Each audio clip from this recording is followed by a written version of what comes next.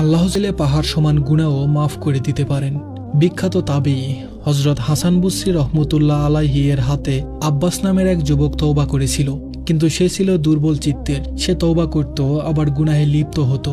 এভাবে সে ৭০ বারেরও অধিক তওবা করেছে এবং প্রতিবারই তা ভঙ্গ করেছে।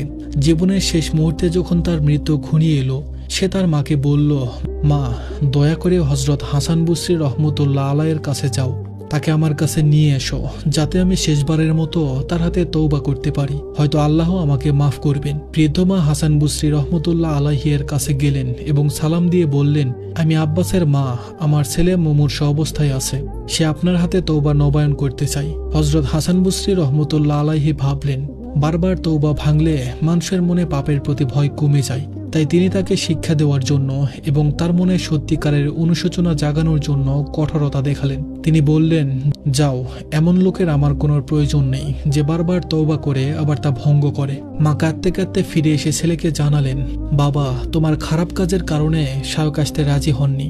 এ কথা শুনে আব্বাস আল্লাহর কাছে ফরিয়াদ করলেন, হে আমার ইলাহ, হে আমার মাওলা, শায়খ হযরত হাসান বসরি রহমতুল্লাহ আলাইহি আমাকে তাড়িয়ে দিয়েছেন, কিন্তু তুমি আমাকে তাড়িয়ে দিও না, তুমি আমার আশা ভেঙো না। সে মাকে বলল, মা, আমি মারা গেলে তুমি আমার কপালে পা রেখো এবং আমার গলায় রশি বেঁধে আমাকে বাজারের রাস্তায় টেনে হেঁচড়ে নিয়ে যেও, আর বলবে যে আল্লাহর অবাধ্য হয় তার শাস্তি এটাই।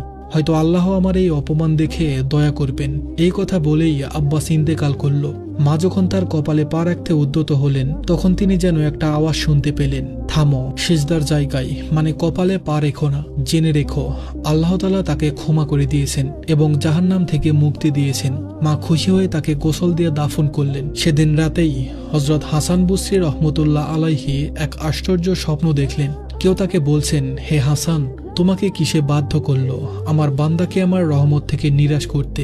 আমি তো তাকে সৃষ্টি করেছি এবং আমার রহমত সবকিছুকে ঘিরে আছে।